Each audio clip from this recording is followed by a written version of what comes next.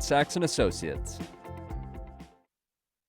You're watching the KOAM Morning News on Fox 14. Right now at 7, kids get up close with big rigs as Fort Scott Community College faculty showcase CDL training opportunities.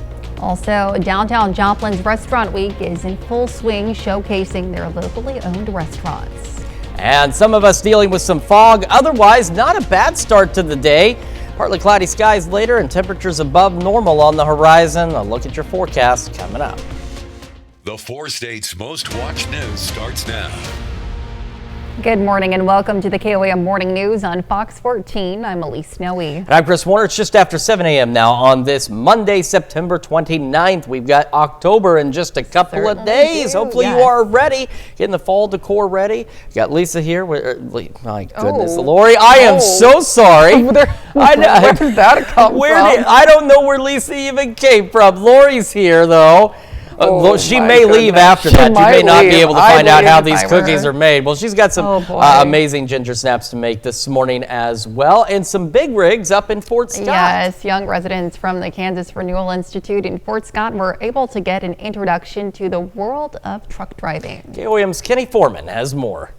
Faculty from Fort Scott Community College's Commercial Driver's License Training Program visited the Kansas Renewal Institute today to speak and show off trucks to several of its youth groups. Life is so busy, and I think it's important that we take time for the small stuff. And these children are the future of our society, and I think it's important to show them options for careers and teach them things that will help them in life be better people. KRI Activities Director Abby Steps regularly works to set up meaningful activities, such as today's for the kids, to help them broaden their horizons. Throughout all of their experiences that we help them find and go through, it's just essential that we make sure that we're exposing them to things that will help them in the future. KRI's main mission is to make sure its residents can live successful lives at home upon discharge. Steps is thankful for the role that FSCC continues to play in regards to that mission. It's just really special because Fort Scott Community College has their doors open for anyone.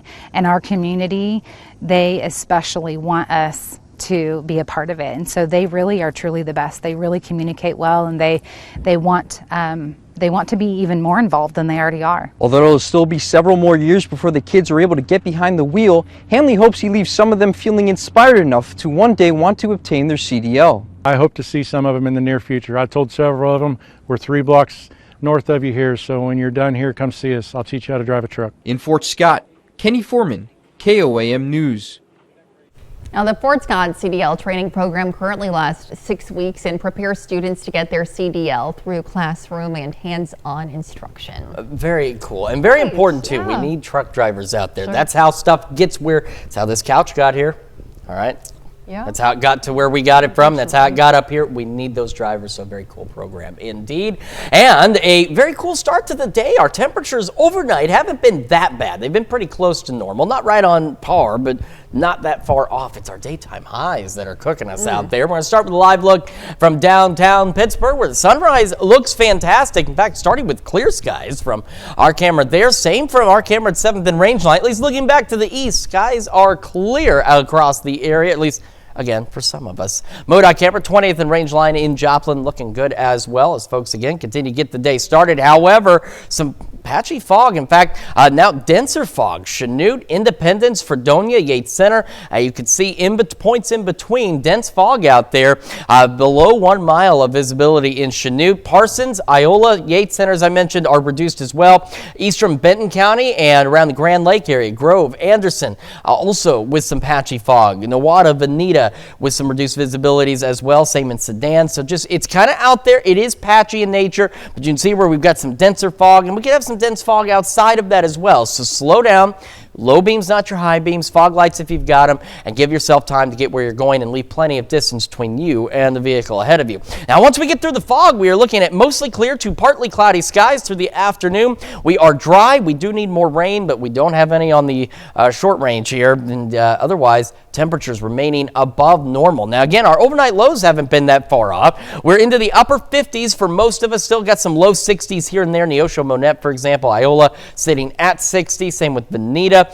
Our temperatures, though, will climb pretty quickly. Patchy fog continues to about 9, 10 o'clock. We're upper 60s by 9, about 80 by noon. And our highs today, low to mid 80s with the southeast breeze at 5 to 10. Now, believe it or not, as we head into October, these temperatures go a little higher.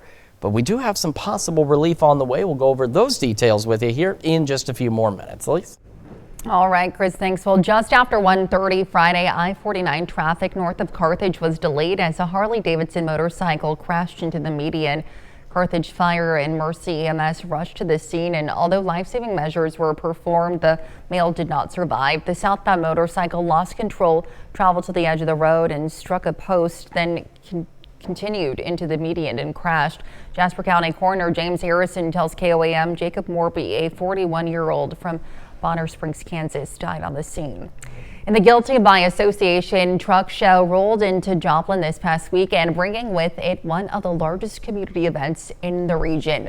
The 3-day celebration draws in thousands of visitors and truck enthusiasts from across the country, and it's not just about showcasing big rigs. It's a major highlight is the Special Olympics convoy, where trucking companies bid for top spots in the lineup, raising hundreds of thousands of dollars to support athletes and families. Now, from kids' tractor pulls and big rig burnouts to food vendors, there's something for everyone to enjoy. And the Downtown Joplin Alliance cooks up a great way to promote some local restaurants with a week designed to showcase them. KOAM's Ty Parks brought a fork to downtown Joplin to really dig into the story. Joplin is rich with history. The main street still showcases some of the buildings from the 1800s. One of the buildings now holds Hackett Hot Wings, one of the restaurants featured in the Restaurant Week. We're participating in Restaurant Week because it's a downtown event, and we got a lot of stuff that be going on down here. And, you know, for this Restaurant Week, you know, I made up a new sauce. It's called the Sweet and Spicy Caribbean. And you got your Sneaker Martini right there. We're going to represent that during Restaurant Week. Preparing for the influx of old customers as well as making some new ones. Feels real good. It's good. I get to meet some new customers that come down for that. That's awesome right there. And then see some of the old customers and then feature new things. And, you know, being down here, you know, during football season and stuff is an awesome place to be. The local shops love that this week happens to bring people into this part of town. We love supporting local. We love our local community, trying to get everyone off of Range Line to come downtown, Main Street. 15 different restaurants are on display all between 2nd and 10th Street. Ice cream, pizza, coffee, and brunch within a few blocks walk. That's awesome right there, because I feel like I wish we had more, to have more representation of different restaurants and stuff. In Joplin, looking for some good food, Ty Parks, KOAM News. Hungry visitors to Main Street can sample the local cuisine through October 4th. And those are our top news stories this half hour. Coming up next, Lori Horton joins us in the studio to share her recipe for an old-fashioned ginger snap. And later, Congressman Eric Burleson highlights Joplin's role in national defense during his Manufacturing Month. You're watching the KOAM Morning News on Fox 14. Time now, 7:08. We'll be right back, but first, here's a live look from Islip City Park.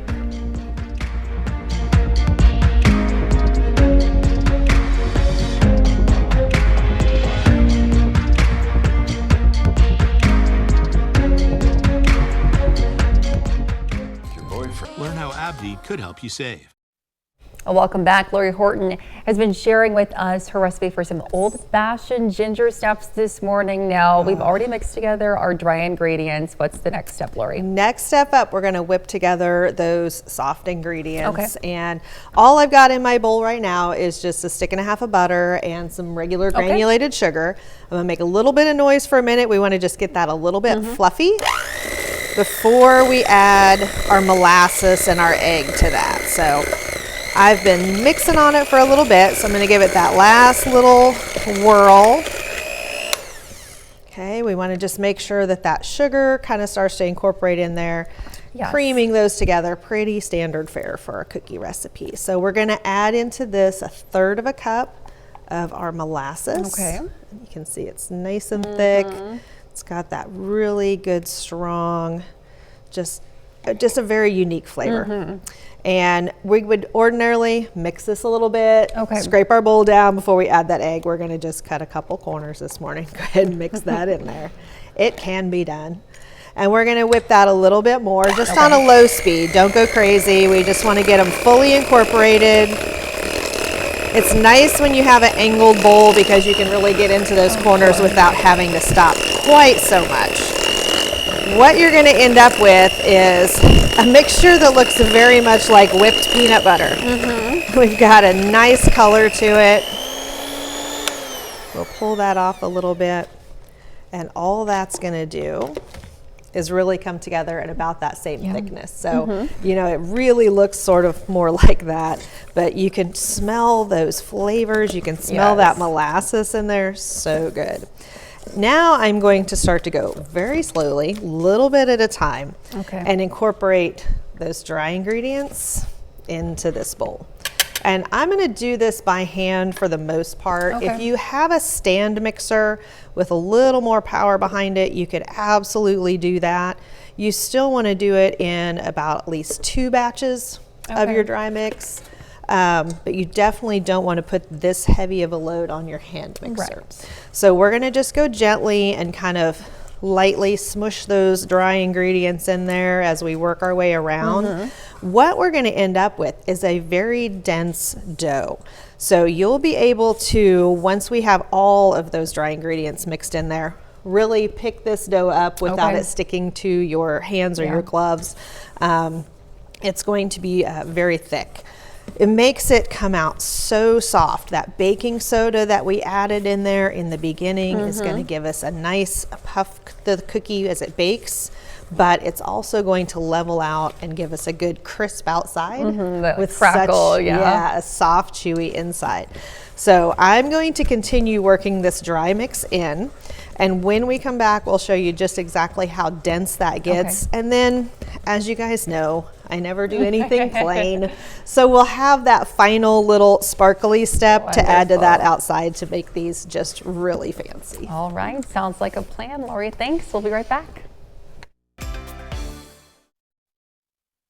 Welcome back. We're joined by Lori Horton this morning, who's just finishing up the last steps for these delicious ginger snaps. So good. This is where we're going to get a little bit of a workout when it gets down to the last bit of our flour mixture in that dough, but it is so worth it. And again, a stand mixer would definitely be able to handle this, but it's still, you're going to do this on a low speed with that paddle attachment.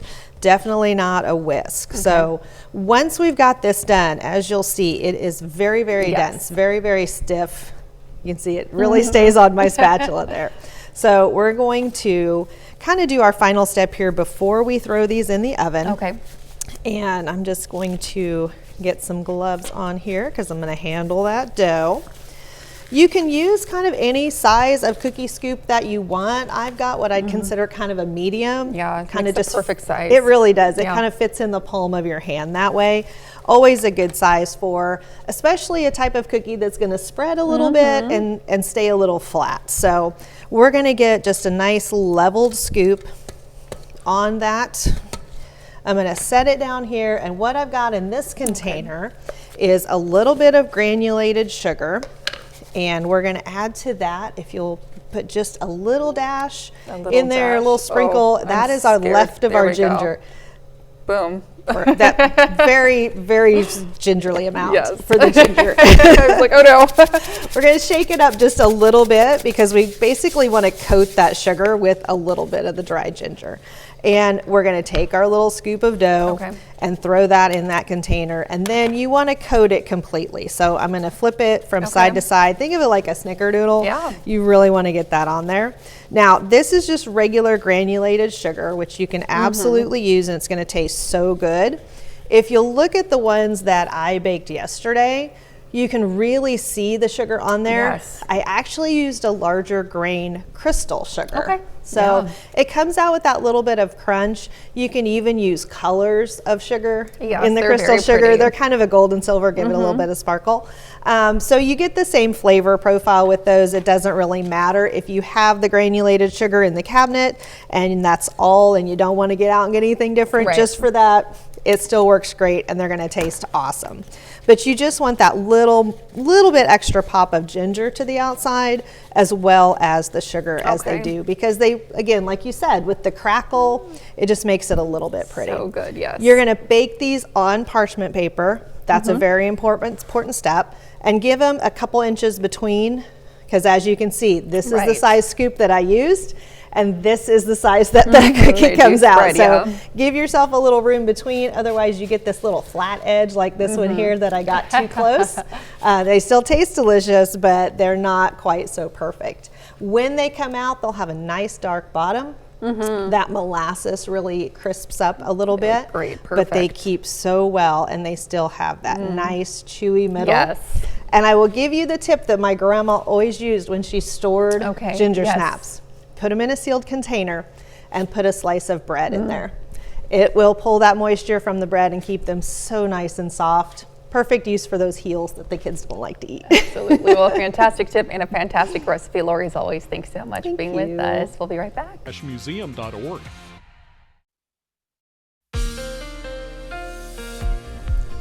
Welcome back to the KOAM Morning News. It's 7:23 on this Monday morning, starting with the fog tracker. We do have some pretty dense fog building across parts of southeastern Kansas. So Chanute, Yates Center, Fredonia, Independence, even Parsons to Sedan, and stretching down south into parts of northeastern Oklahoma. You need to use your low beams, not your high beams. Fog lights if you've got them. I drill it in every day, but we had those crashes last week. When we had that very dense fog across a good portion of the area, we had some serious crashes. You've got to slow down. You've got to play it safe. You've got to take it easy during the dense fog. I know it's one of those things. It's not a severe storm. It's not a winter storm or anything like that. You're like, it's just fog. That fog can seriously reduce your visibilities and obstruct what you may know. You may be familiar with the roads. But when you can't see them, you have no landmarks. You don't know how close you are to where that road ends or where that curve might be. So just be cautious out there this morning. We also have fog around the Grand Lake area, Grove, Anderson, and then eastern Benton County as well. So like I said, just be cautious this morning. It's not worth the crash or something much more serious taking place just so you can get where you're going on time. Okay, you got to go slow. You got to be smart. Got to be safe, because the fog, it's not like it lasts all day. By 9, 10 at the latest, it's done. It's gone.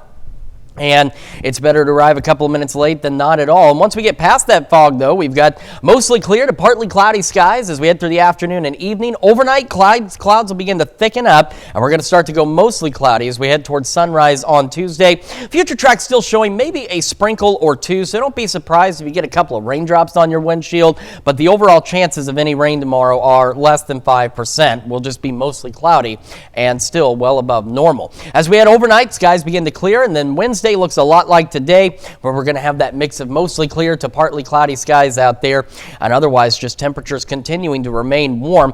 Sunrise looks good from 7th and Rangeline in Joplin. Again, there's that patchy fog possibility. Otherwise, low 60s to start.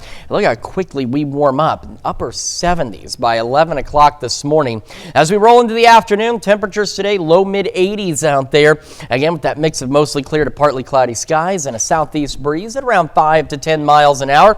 Still pretty mild through the evening, upper 60s by 10. But our lows, as I've mentioned, they're the closest to normal. Now, they're not right where they should be, but they're closer to normal than where our highs have been here lately. We'll go upper 50s, low 60s. And I remember earlier this year when we started warming up, we had the exact opposite, where our lows were 10 to 20 degrees above average, but we weren't doing a lot of warming in the afternoon. And so our highs were pretty close to normal. It's just our lows were really mild. Now it's the other way around. Our lows, again, they're above average, yes, but they're a lot closer to normal than our highs. Mid 80s tomorrow. Wednesday, upper 80s, getting close to 90 in the first couple of days of October. But we are watching a system as we head into Sunday, Monday, Tuesday. Still a few days out. These rain chances are pretty low. We'd really like to see those rain chances go up because we do need some rain in the area. But this system does bring us, at least at this time, some isolated storm chances and should kick our temperatures back down closer to average into the upper 70s. That's a check of your forecast. We're back with more of the KOAM Morning News right after this.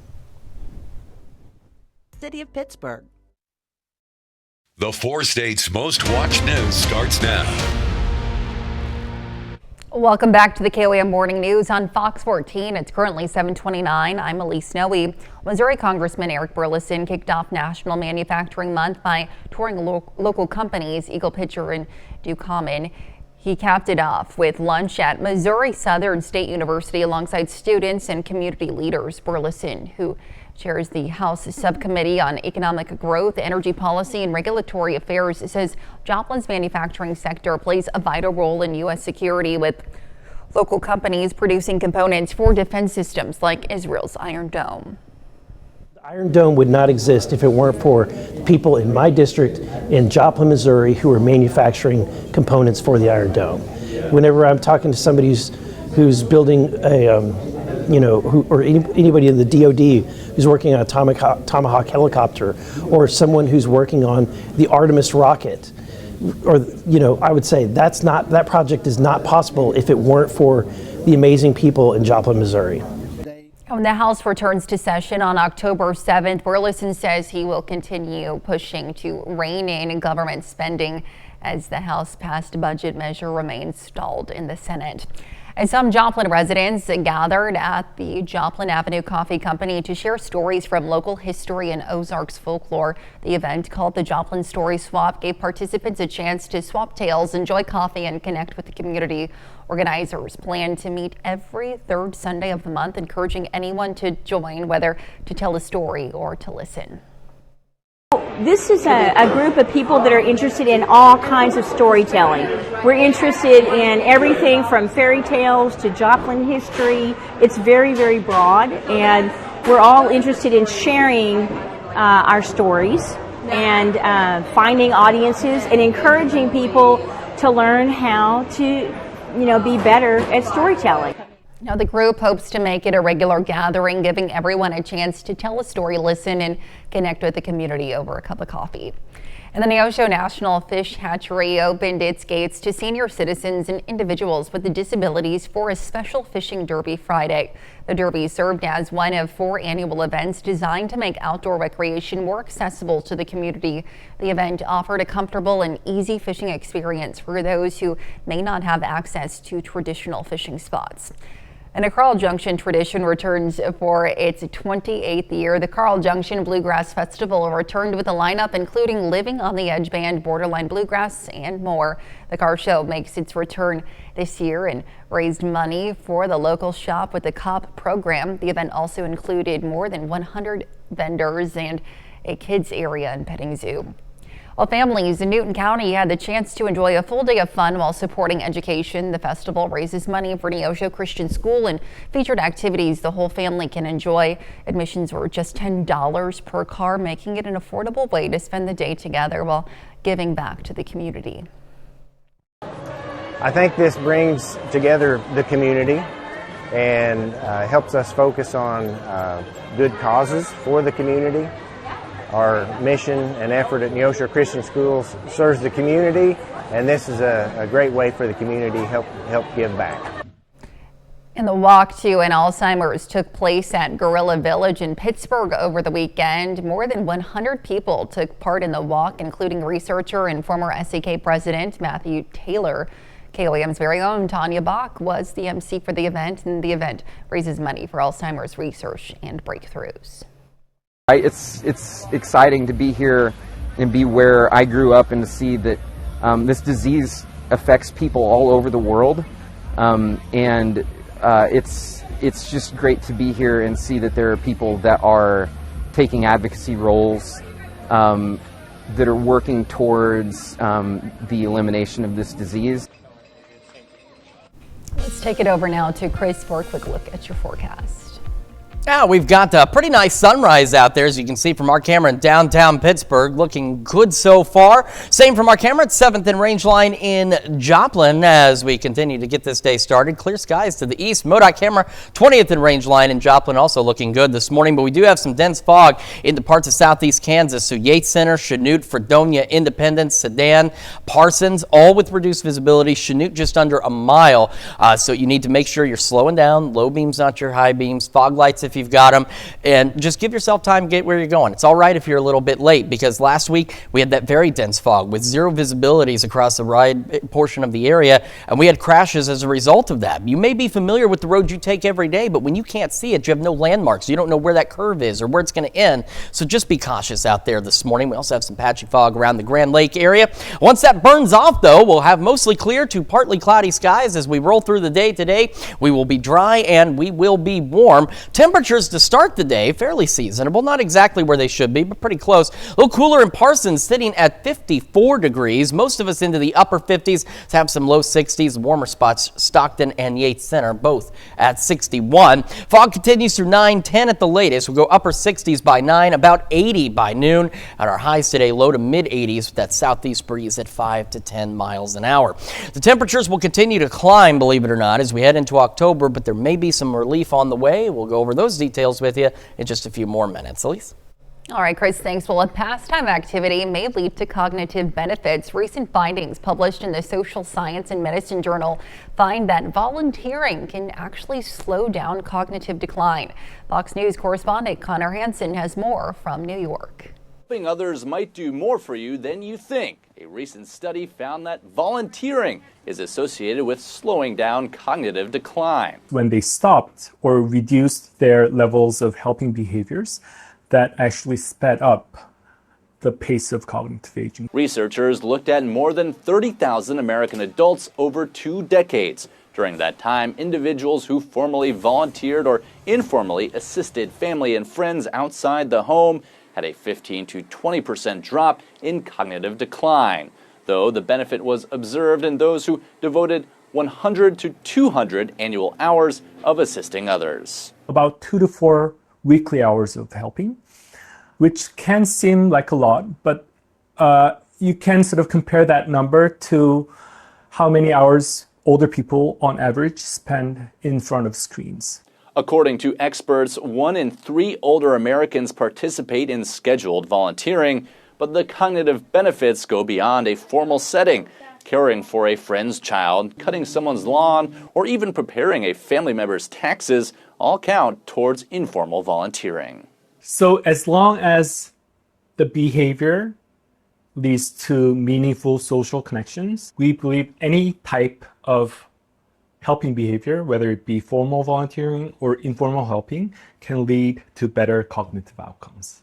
Experts recommend keeping older adults engaged in any form of helping others as long as possible to prevent worsening cognitive function. In New York, Connor Hansen, Fox News. And that's a look at our top news stories coming up this half hour on the KLEA Morning News. Students' reading scores dropped to the lowest level in history, according to the nation's report card. Why experts say bedtime stories are more important than ever.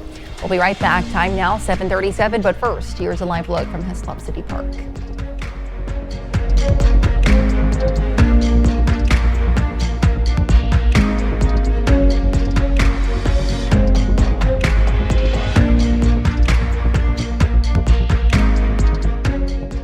State of 14.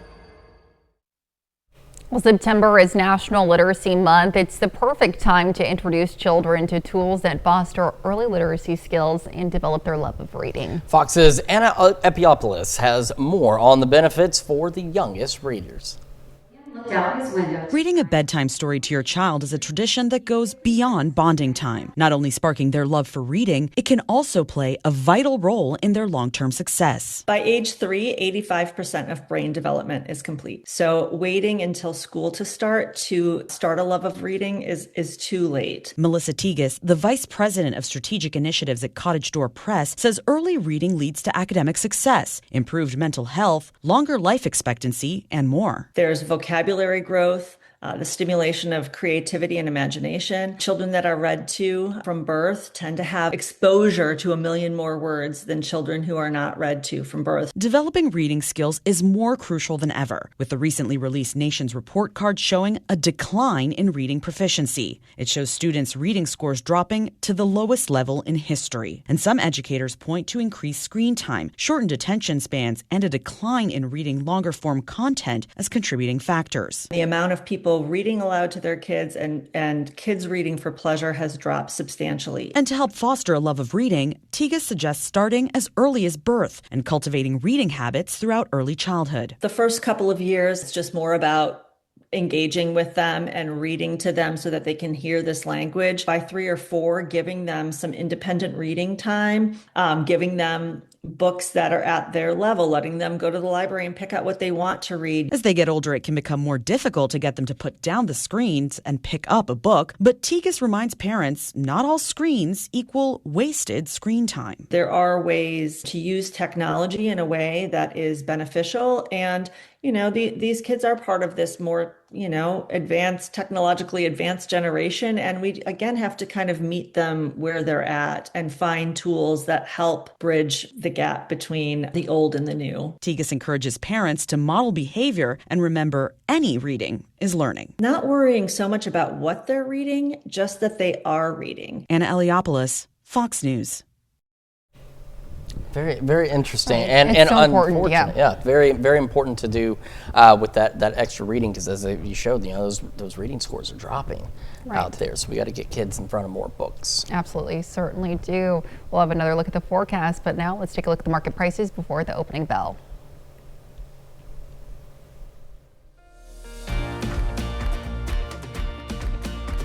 See the difference.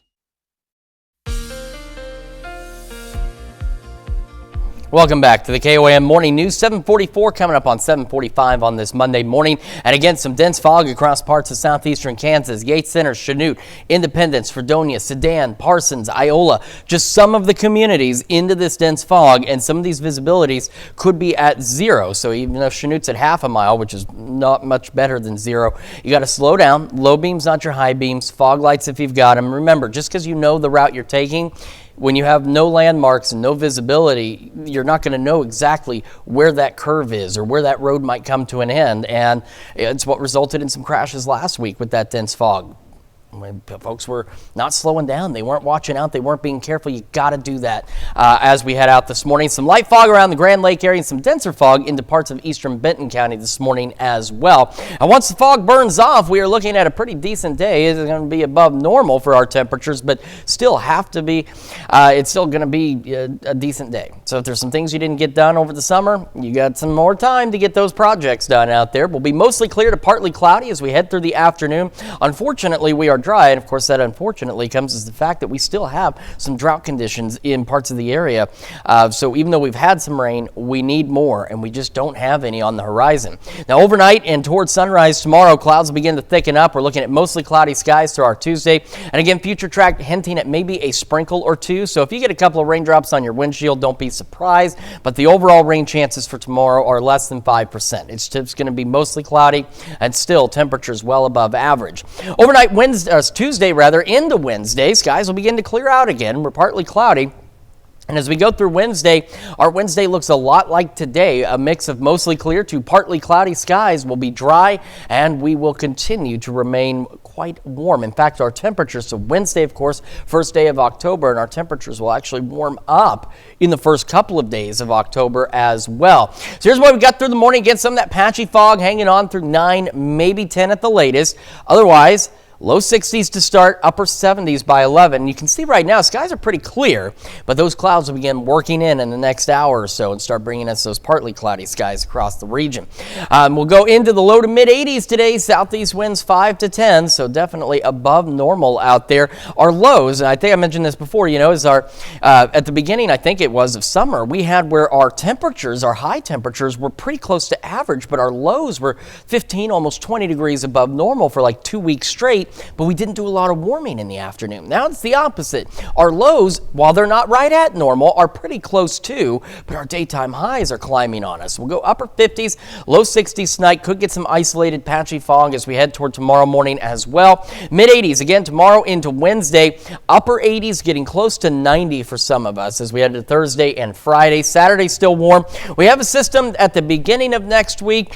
Still several days out. We really need those rain chances to be higher than what what they are, but we're looking at least at some isolated shower and thunderstorm chances. And as you can see, as we roll into the second half of the next work week, temperatures looking to come back much closer to normal into the upper 70s. That's a check of your forecast. We've got more of the KOAM Morning News right after this. We'll see you there. Global superstar Bad Bunny is said to headline the Super Bowl halftime show. The NFL, along with Apple Music and Rock Nation, announced the Grammy-winning artist will headline the halftime show in football's biggest game in Santa Clara, California on February the 8th. And the announcement follows his historic residency in his home country of Puerto Rico, which came to an end earlier this month. Bad Bunny has won 3 Grammys along with 12 Latin Grammys and is up for 12 more Latin Grammys this year. Always fun to see who's going to be performing on the halftime at Super Bowl. I feel like they announced it a little earlier than usual, but I don't pay that much attention to. There's always big speculation, so maybe they wanted to clear any rumors. I know there's been a lot of speculation about a particular artist, possibly. So. Well, some doctors are advising against a growing trend that's believed to help you sleep better. Okay, they say taping your mouth shut to prevent mouth breathing while you sleep isn't backed by science, despite claims on social media that it forces nose breathing for better sleep. No, that's not how that works at all. Well, doctors say any benefit to taping your mouth shut to sleep is small and may even increase risks like making sleep apnea worse, or you could potentially cause suffocation. They also say that few studies on mouth taping gave no firm conclusions it was better for sleep. That's a terrible idea. Yeah, they say options to consider include using a CPAP machine or getting a prescription mouthpiece. Now, if you possibly have obstructive sleep apnea, which causes mouth breathing because of a blocked airway, doctors advise getting a sleep test to see if you need a CPAP machine or other therapy, not a piece of tape. No, that's not the way to go at all. I don't that's the thing though. I see a lot of interesting things on social media. Now, sometimes you get some stuff like it's a good recipe or it has some actual good advice on where to go or to do something. Right. But 90% of the time, it's that business. I mean, hanging upside down from the rafters in this studio increases blood flow. Now, I could go on social media and make a video and sound very convincing that if you hang upside down from your closet at night, you increase blood flow and lead to a better sleep with much more restful start to the day. I can sound believable. It doesn't make it true, okay? I'm not saying we always lie. I'm just saying, like, it doesn't take much on social media to make it so much more believable. I hate that stuff. It's a big trend, though. It's a big trend to just spread crap. Yeah. Really. I mean, really, that's what the trend is, it seems.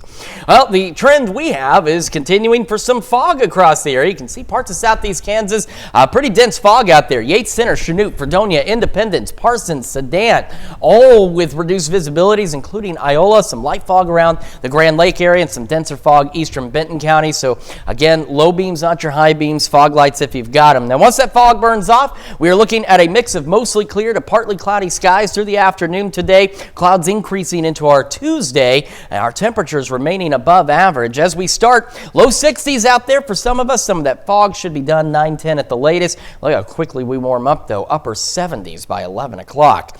Got another look at your forecast and your wake-up recap right after this.